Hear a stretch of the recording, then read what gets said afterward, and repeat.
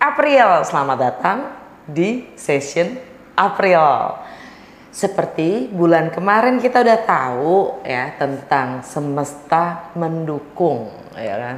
Energinya emang semesta mendukung di bulan Maret. Bulan Aprilnya kita pingin lihat nih gitu kan. Dukungan atau kolaborasi kita dengan semesta itu mewujud seperti apa sih? Ya. Setiap zodiaknya kita akan dalamin lagi ya dengan energi Jupiter konjang Neptune di bulan April ini. Kita lihat berkahnya akan terwujud seperti apa per zodiaknya. Oke, cek it out. Hai Sagittarius, kembali lagi sama gue Lucky yang siap bacain energi kalian di bulan April. Nanti kita lihat berkah apa yang menanti Sagittarius, oke? Seperti biasa ini general reading, jadi ambil yang sesuai dan tinggalkan yang tidak sesuai, jangan paksa untuk sesuai. Dan cross watcher siapapun kalian yang sedang berurusan dengan Sagittarius, kalian welcome untuk join karena energi kita suka ketukar, jadi mungkin banget message-nya buat kalian juga, oke? Kalau nggak sesuai, gue saranin untuk nonton rising sign kalian, sun sign dan moon sign, ya. Yang belum terbiasa nonton channel gue saranin untuk nonton playlist 12 rumah astrologi ya, ini ada linknya di atas ya. Yang isinya 12 video singkat-singkat banget menjelaskan setiap rumah astrologinya. Karena gue akan membuka 12 kartu yang berkaitan dengan 12 rumah astrologi ya, menjelaskan energi-energi planet di bulan April ini ya, dan segala dampaknya buat kalian. Oke, langsung aja gue mulai dengan Mystical Shaman ya, untuk mengetahui main theme dari energi kalian di bulan April.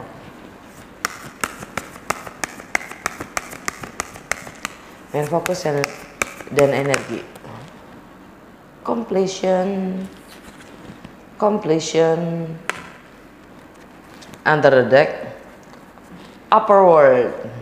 Keren. Kalian lulus, asik. Kalian lulus ujian ujian hidup, completed. Kalian sudah melalui segala proses yang namanya meninggalkan, menguburkan ya, bahkan membangun, meninggalkan kebiasaan atau cara berpikir anyway yang lama ya, menguburkan dan membangun lagi yang baru. Juga kalian sudah kembali ke diri kalian sendiri dan siap untuk melangkah keluar dari proses healing kalian. It's completed. Dan alam bawah sadar kalian hanya ada yang baik-baik. Upper world ya. Upper world itu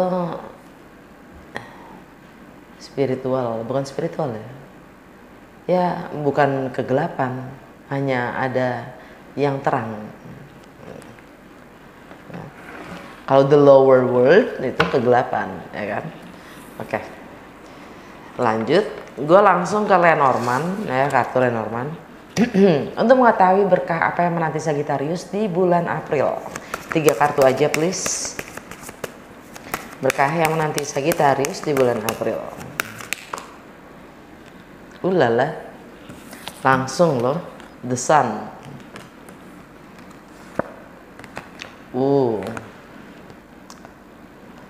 Mountain, stair, under the deck, completion tadi ya, coffin.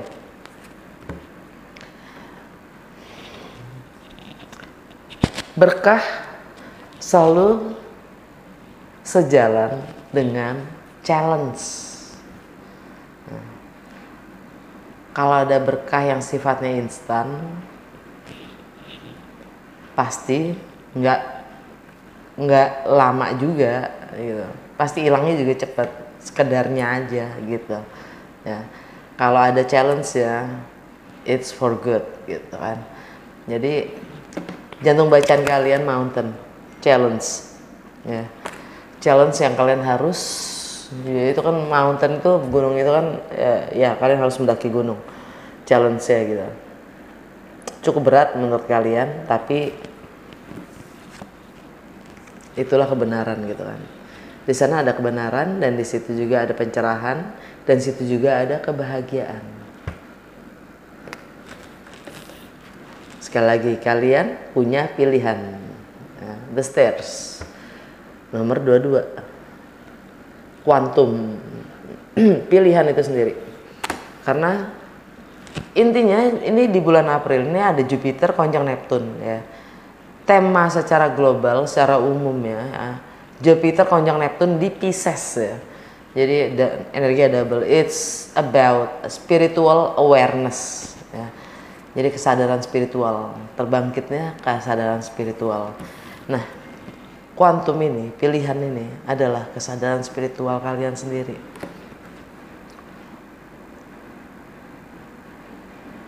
Mengambil sikap, menghadapi konsekuensinya, bertanggung jawab, karena tidak ada satu tindakan pun tanpa konsekuensi dan tanpa resiko. Mungkin kita tidak melihat resikonya, tapi pasti ada gitu ya. Under the deck, alam bawah sadarnya coffin, peti mati ya, yang sudah kalian harus tinggalkan. Jadi mungkin kalian sedang menghadapi pilihan mengakhiri sesuatu yang itu sulit, tapi dengan mengakhirinya ada kebahagiaan, ada kebenaran gitu. Oke. Mungkin tentang komitmen ya, dan juga mungkin ada yang punya anak. Itu berkah Bu, itu berkah. Kesadaran spiritual, kesadaran itu berkah yang tertinggi. Anyway, gue langsung ke Lucky Tarot ya. 12 kartu, 12 rumah astrologi. Dengan segala pergerakan planet yang ada di bulan April ini, dampaknya apa sih untuk Sagittarius dalam segala aspek kehidupannya? Kali ini gue akan baca berbeda dengan biasanya ya. Gue bacanya bukan mulai dari rumah 1, rumah 2, rumah 3, bukan. Tapi berdasarkan energi, main energi ya, energi-energi utama di bulan April ini, gue akan menyesuaikan baca berdasarkan itu. Oke. Sekali lagi yang belum nonton, kalau belum tahu gitu ya, kalau belum mengenal 12 rumah astrologi, gue saranin untuk nonton playlist gue tentang 12 rumah astrologi. Sagittarius, apa dampak pergerakan planet di April ini untuk Sagittarius dalam segala aspek kehidupannya?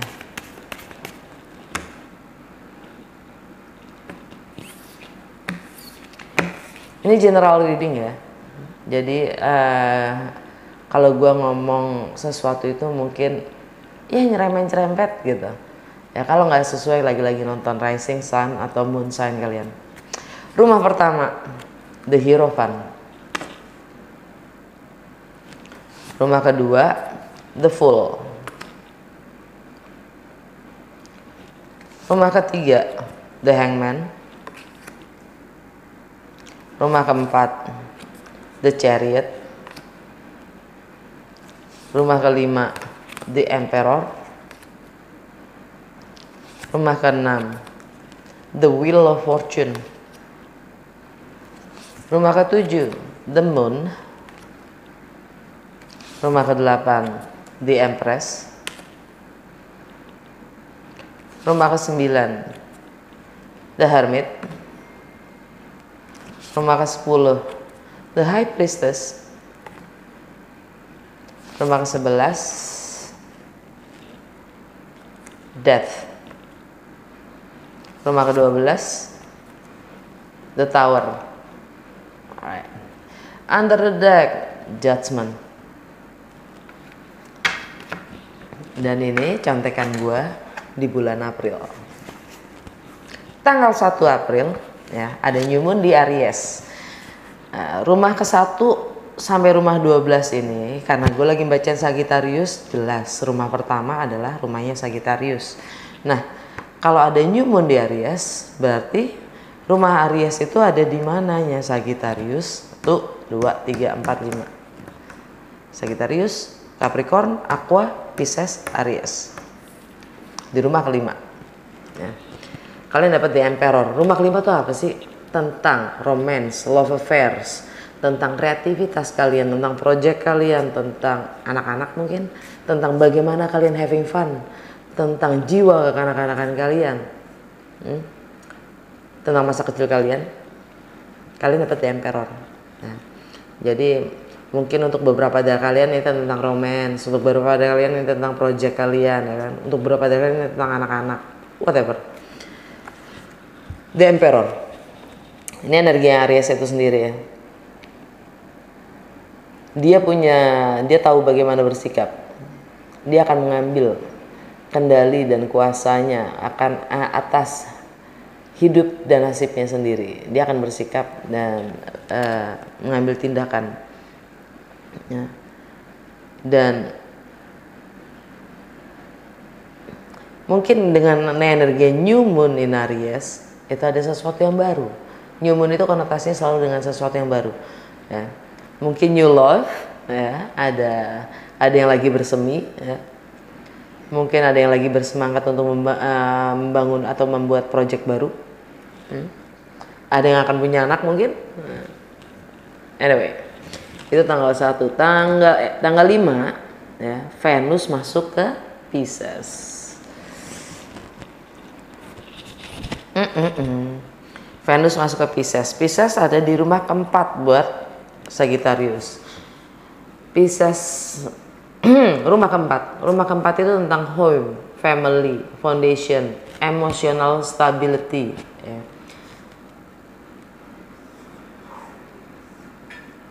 Dan Jupiter, Neptune itu lagi ada di Pisces. Mercury juga lagi ada di Pisces.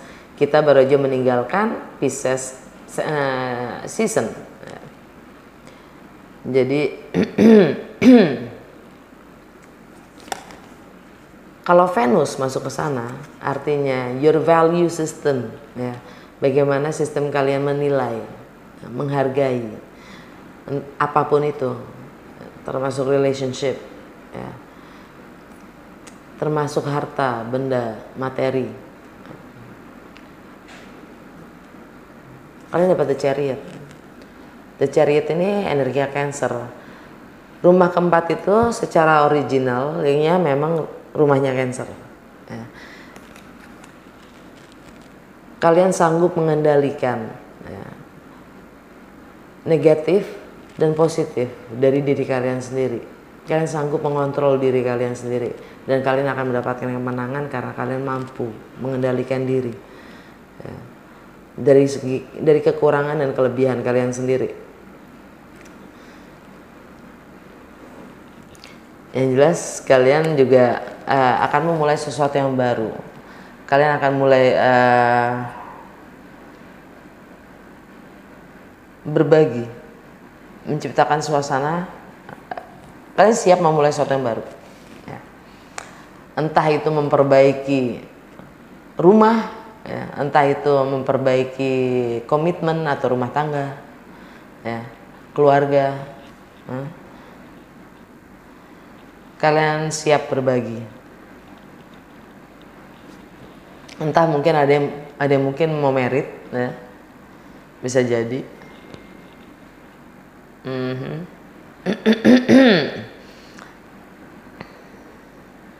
Dan karena Venus di Pisces itu sangat elevated, ya, sangat elevated, tersanjung Venus itu kalau di tempatnya Pisces, walaupun bukan rulernya Pisces.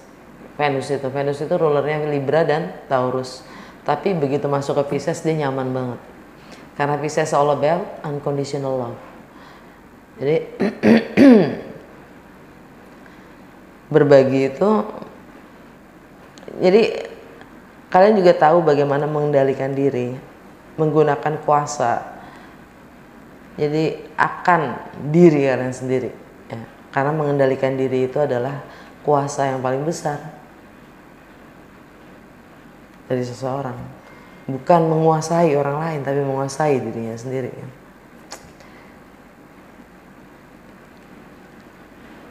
Oke. itu energi Venus di Pisces. Tanggal 10 Merkuri masuk ke Taurus meninggalkan Aries. Merkuri masuk ke Taurus, Pisces, Aries, Taurus. Rumah ke-6. Rumah ke-6 itu tentang rutinitas kalian, kebiasaan kalian sehari-hari, tentang kesehatan, tentang bagaimana kalian melayani orang lain. Kalian dapat the Wheel of Fortune, energi Jupiter. Jupiter itu planetnya kalian, Sats. Ya. Tapi dia lagi ada di Pisces.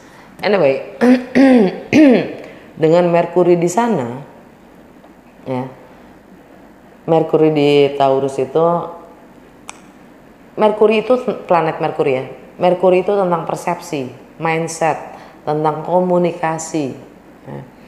Juga tentang edukasi, pengetahuan, wawasan yang kalian miliki atau dapatkan dari kecil. The Wheel of Fortune ini energi Jupiter. Kalian sanggup lagi-lagi mengontrol, mengendalikan persepsi dan emosi yang terciptakan oleh persepsi itu sendiri, yang diciptakan oleh persepsi itu sendiri. Dan di situ kalian akan dapat berkah, Bu. Kalau kalian tahu mengarahkan, channeling energi atau persepsi kalian sendiri. Dan karena Merkuri itu ada di Taurus, it's all about value. Kalian ingin mendapatkan yang sifatnya berbobot. Kalian udah pengen lebih serius gitu lah, serius. Ya. Punya nilai dalam segala hal yang kalian lakukan itu. Kalian udah nggak mau main-main lagi gitu bahasanya. Dan Jupiter itu tentang karma spiritual juga. Go beyond yourself. Ya. Jupiter itu juga tentang visi ke depan. Arahnya kemana?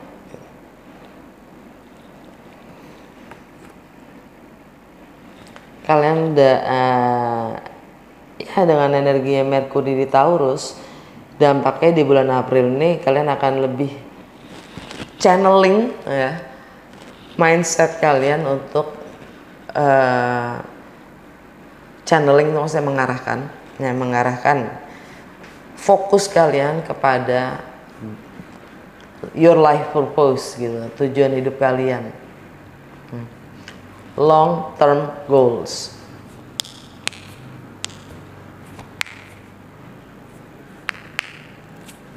Dan kalian akan memulai sesuatu yang baru, kebiasaan baru ya.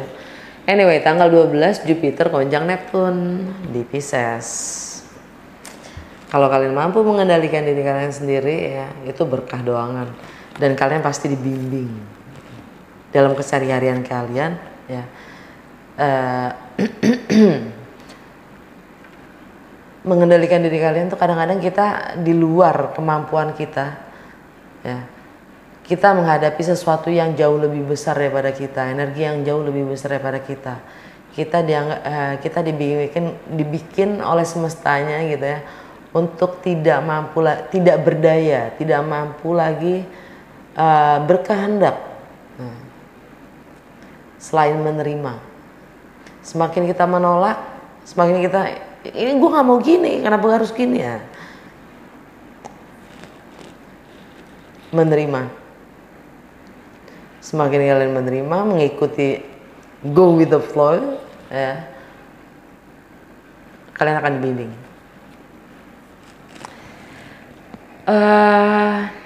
Tanggal 14 Mars masuk ke Pisces. Intinya sih untuk Sagittarius nih kayaknya karena emang kita udah masuk ke Aries season ya. Tapi energi Pisces tuh kencang banget karena Jupiter sama Neptune di sana ya kan. Jadi fokusnya buat Sagittarius itu adalah segala hal tentang home, family, foundation, dan stabilitas emosional. Dan begitu juga Mars meninggalkan Aquarius, masuk ke Pisces. Kalau Aquarius itu tentang individual, Pisces itu tentang melebur. One for all. Aku ya kamu, kamu ya aku. Kita semua adalah satu. Itu Pisces.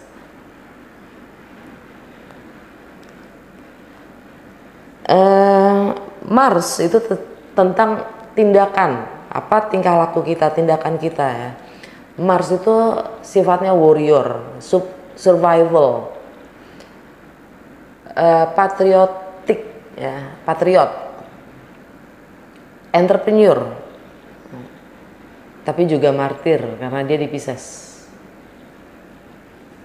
Army, militer ya. Itu energi Mars. Karena itu di Pisces. Pisces itu selalu tentang pengorbanan. Yang gak jauh kata lain dari pengorbanan itu buat gue sisi negatifnya adalah pengkhianatan pada diri sendiri karena mengorbankan diri sendiri.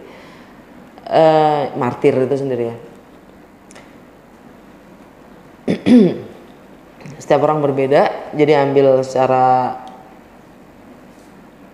tergantung sikonnya masing-masing ya. Ini general reading.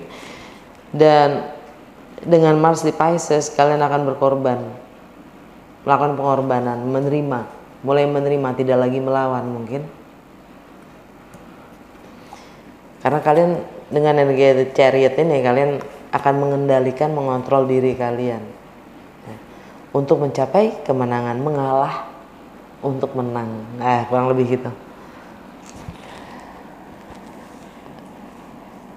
Tanggal 16 full moon di Libra ya, purnama di Libra. Ouch. Mengalah di sini tadi ya, mengalah pengorbanan tadi. Bisa jadi pengorbanan itu adalah juga bisa jadi melepaskan. Nggak hanya menerima, tapi melepaskan juga menerima gitu maksudnya. Yaudah gue ngalah gitu, yaudah gue ngalah untuk tidak lagi gitu, untuk tidak lagi, yaudah gue terima untuk tidak lagi di bawah gitu, kesemenang-menangan gitu, gue lepas. Contoh, anyway, purnama di Libra itu jatuhnya di rumah ke-11 Sagittarius. Ya, rumah Libra itu di rumah ke-11. Rumah ke-11 itu tentang apa? Rumah 11 itu tentang bagaimana kalian bersosialisasi, tentang network, pertemanan, persahabatan, tentang aspirasi kalian terhadap lingkungan sekitar, tentang komunitas kalian ya, membership dan tralala. Juga tentang rasa kemanusiaan, tentang keadilan sosial dan harapan-harapan kalian dapat death.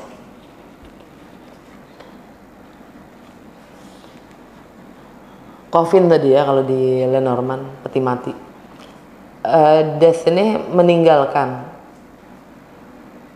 menuju kebebasan, meninggalkan sesuatu yang sudah tidak lagi berguna, meninggalkan yang sudah mati, menuju kebebasan. Masa gue mau ikutan mati pelan-pelan kan gitu, udah nggak berguna ikutan nggak berguna. Ini energinya Scorpio, dan ini tentang mungkin ya, karena rumahnya Scorpio itu di rumah ke-12 ya. Rumah ke-12 nya ada The Tower. Rumah ke-12 itu tentang apa? Tentang karma, tentang ending, tentang closure, tentang alam bawah sadar kalian, tentang spiritual, tentang keyakinan yang membatasi diri kalian sendiri ya. Entah kalian sadari atau enggak ya. Yang selama ini kalian yakinin itu adalah diri kalian, ternyata itu hanya doktrin yang ditanamkan. Belum tentu itu kalian kan. Nah, kalian dapat tower di rumah ke-12. Itu tower itu energinya Mars. Mars di Pisces.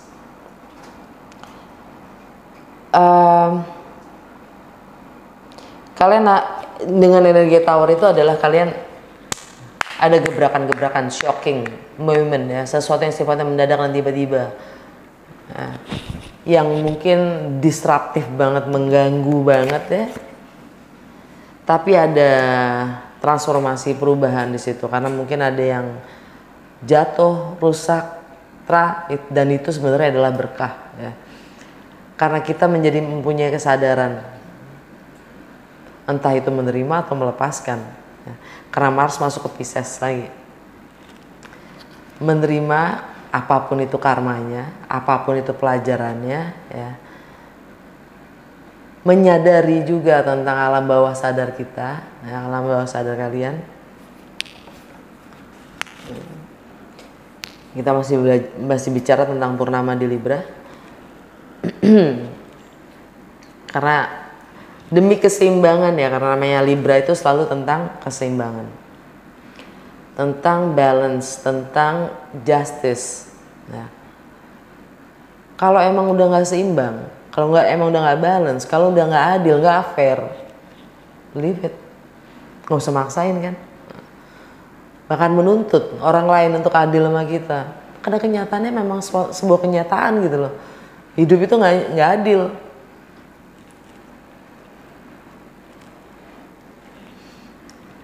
Terus gimana? Gitu kan. Kalau adil nggak ada masalah dong. Padahal hidup nggak ada masalah, nggak hidup. Anyway, itu dualitas. Masuk ke tanggal 19 ya. Tanggal 19 matahari masuk ke Taurus meninggalkan Aries. Setelah purnama di Libra, purnama itu konotasinya adalah ending ya. Tralala, death ya. Itu tanggal berapa tadi? Tanggal 14 ya? Tanggal 16. Tanggal 19 ya, matahari menyinari. Matahari masuk ke rumah 6 nya kalian. Rumah 6. Ya, rumah 6 benar. Keseharian, rutinitas kalian, kesehatan kalian, dan juga bagaimana kalian melayani orang lain. Untuk the greater purpose dengan energi Jupiter. The greater purpose itu untuk tujuan yang lebih besar daripada ego kita sendiri. Karena the sun is all about ego. Bukan nilai dari yang kita selama ini agung-agungkan, tapi untuk nilai yang jauh lebih besar sifatnya.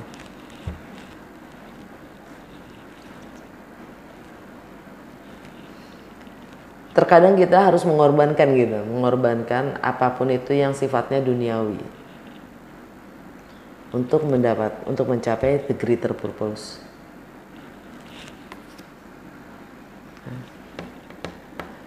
Jadi ya kalian akan dapat pencerahan terang tentang kemana arah kalian harus. Ya mungkin masalah pekerjaan bisa jadi ya. Pekerjaan kalian yang kalian tiba-tiba punya tweng gitu. Set. Kalau kayak gini gue bisa lebih berguna untuk yang sifatnya lebih luas daripada diri gue sendiri.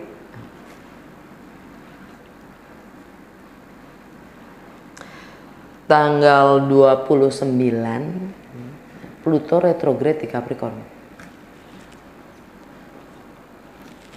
Pluto itu planet transformasi. Dia tentang kegelapan, dia penjaga kegelapan. Segala hal yang selalu kita ingin kuburkan, lupakan, lepaskan, ya. Sebenarnya kita hanya berlari dari apapun traumanya, apapun itu, ya. Dengan Pluto retrograde itu artinya retronya tuh maksudnya kita diminta untuk energinya adalah merevaluasi semua pengalaman, wawasan dan pengetahuan kita ya, yang sengaja ingin kita kuburkan, tarik keluar supaya kita bisa lebih mengerti perubahan seperti apa yang kita harus lakukan gitu. Karena kalau kita hanya melupakan, mencoba menguburkan, cara berpikir dan mindset kita masih sama. Dengan bagaimana segala sesuatu masalah itu yang ingin kita lupakan, ya, lepaskan, kuburkan itu, mindset kita masih sama. Nggak mungkin dong, gitu kan, kita akan mendapatkan perubahan di saat mindset kita masih sama dengan yang itu, gitu. Jadi Pluto narik keluar supaya kita bisa melihat lagi, ya, kilas balik, gitu kan. Kenapa sih, gitu. Nah, Capricorn itu ada di rumah keduanya kalian. Ya, saat Pluto retrograde di Capricorn. Nah, rumah kedua itu tentang apa sih? Tentang segala hal yang sifatnya material. Atau bagaimana yang bernilai. Tentang bagaimana kalian menilai, karena original ini rumahnya Taurus. Di mana di bawah pengaruh Venus. Tentang relationship, jadi hubungan kalian dengan materi yang bernilai, yang berharga, dan bagaimana kalian juga menghargai atau menilai, mencintai diri kalian sendiri. Ya. Kalau kalian sudah, gitu kan, di rumah kedua ini kalian dapat the full. Jadi kalau kalian sudah mengerti, karena Pluto retrograde dia akan menarik keluar kan. Setelah kalian mengerti, ya, kenapa kalian ingin menguburkan semuanya itu dalam kegelapan, tidak mengakui atau menerima kalau kita adalah penyebab, gitu, penyebab dari apapun yang kita ingin kuburkan itu, ya. Dan kita juga yang bisa memberikan solusi pada diri kita sendiri.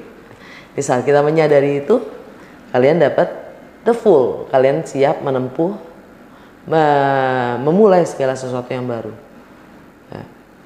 Menempuh apapun itu resikonya, untuk nilai-nilai yang jauh lebih besar daripada diri kalian sendiri. Dan kalian tahu, sadar kalau kalian punya kuasa, kendali akan nasib dan hidup kalian sendiri. Karena ini energi Aries, ya. Saat gua baca ini, ya, di awal April ini dan akhir April, ya, Sun, matahari ada di Aries kan. Oke.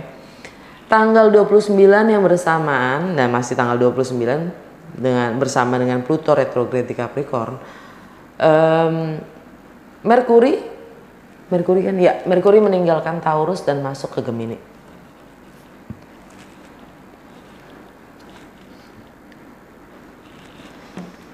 Taurus itu rumah ke-6 buat kalian, dan Gemini itu di rumah ke-7, opposite dari kalian, oposisi dari rumah pertama itu rumah ke-7, yaitu tentang relationship, partnership, either personal atau profesional, entah itu dengan keluarga sendiri, adik, kakak, anak, ibu, orang tua, ya, bapak, ataupun dengan sesama, lebih jelasnya, ya, bisnis partner juga bisa, bahkan relationship dengan diri kita sendiri, karena Gemini itu lagi-lagi dengan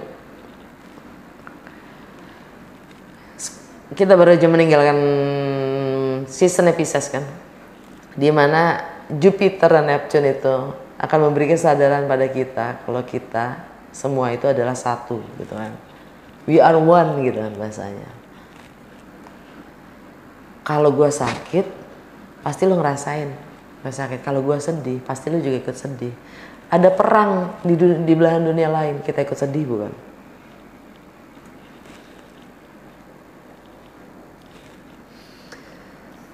Dan kalian di rumah ke-7 itu, ya, ada the moon. Kalian dapat the moon.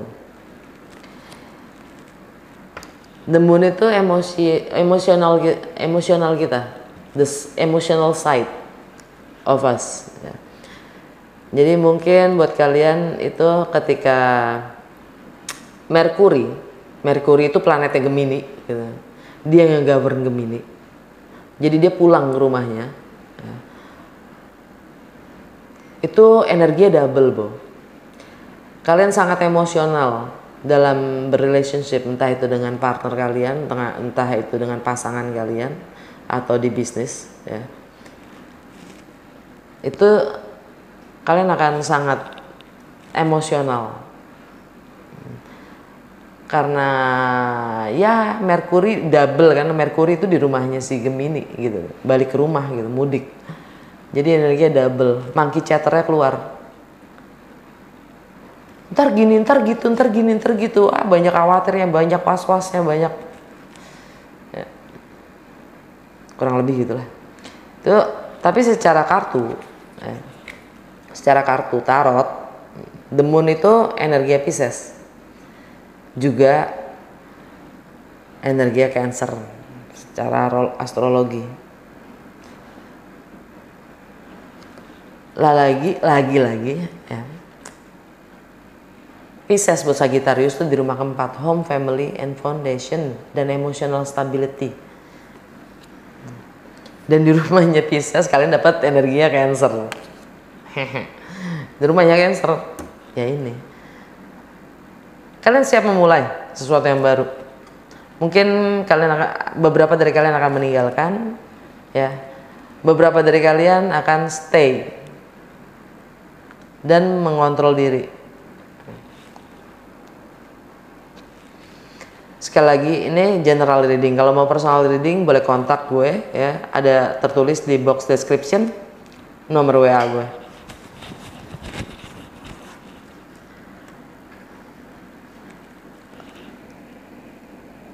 Oke, dan tanggal 30 New Moon, bulan baru. Bulan baru yang mana itu adalah gerhana matahari di Taurus. Itu energinya wow banget. Di rumahnya Taurus, rumah ke-6, kalian dapat energi Jupiter, Wheel of Fortune. Di saat kalian sudah mengetahui kemana arahnya, ya, dan bertindak sesuai, properly gitu, sesuai dengan panggilan jiwa kalian sendiri, your calling, gitu.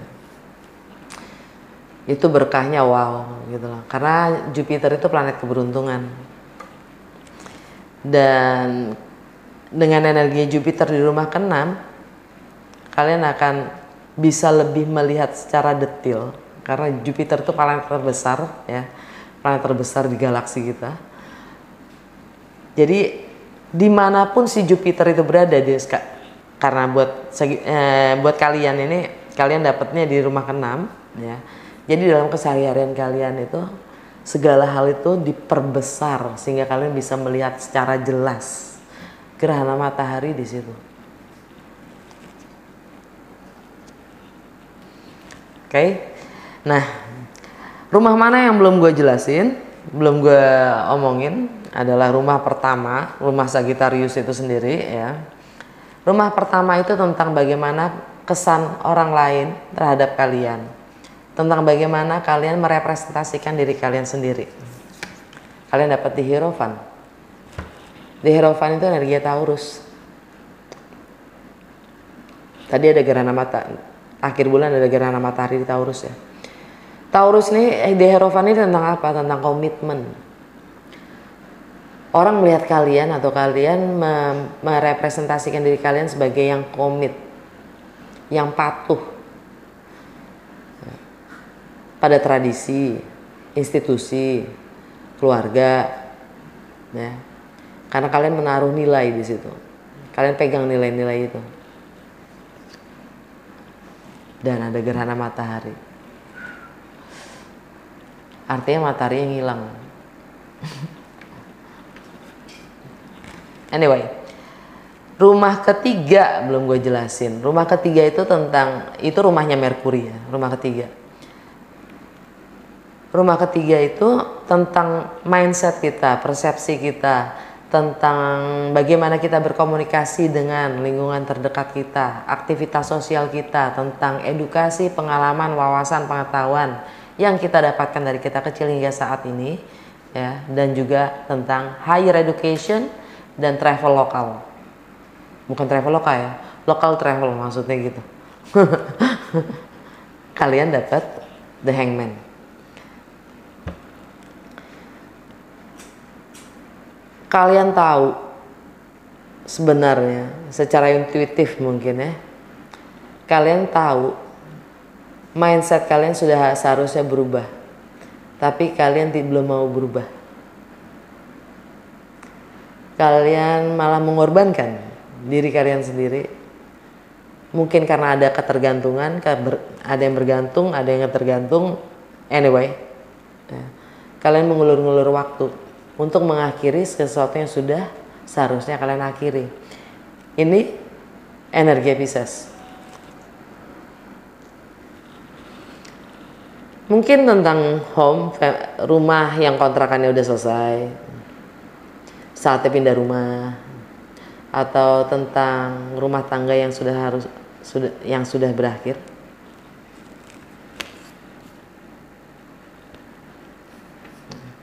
Karena Pisces ada di rumah keempat. Anyway, sekarang gue mau jelasin rumah ke-8. Bagaimana kalian berbagi dalam kebersamaan dan hal-hal, dan untuk segala hal yang sifatnya milik bersama, ya. Tentang kontrol dan juga power, kalian dapat The Empress. The Empress ini energi Venus. Venus masuk ke Pisces tanggal 5 April. Ya.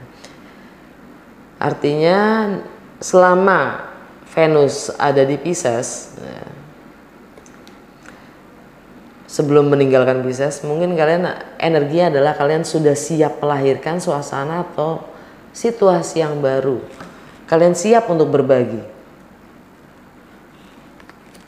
dalam kebersamaan.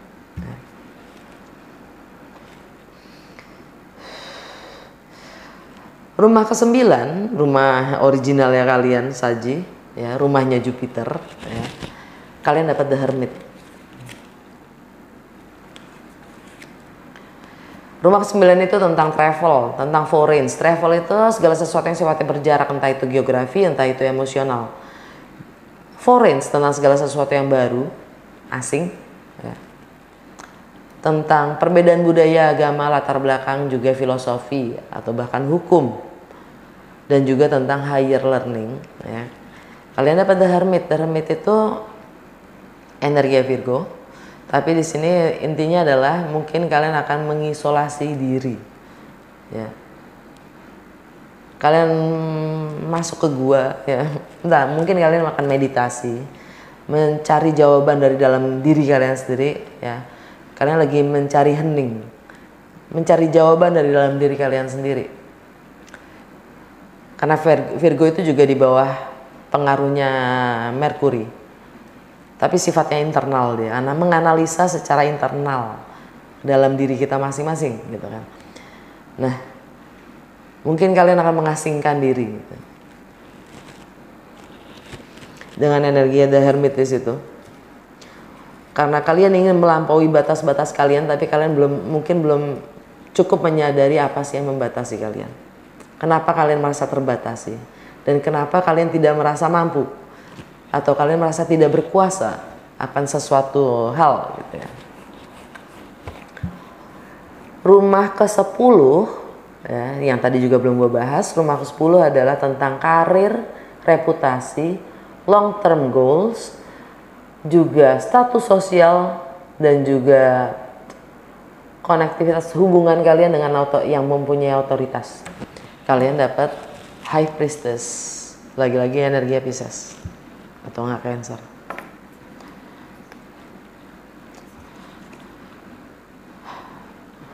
Balik lagi ke home and family, emosional stabilitas kalian. Ini juga High Priestess energinya ada misteri di situ, ada silence, ada yang kalian harus dalami lagi.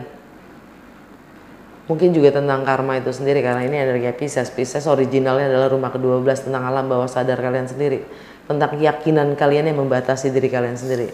Mungkin kepatuhan kalian yang membatasi diri kalian sendiri. Nilai-nilai yang kalian pegang itu sendiri yang membatasi kalian sendiri. Banyak orang nggak sadar kalau idealismenya itu adalah musuhnya dia sendiri.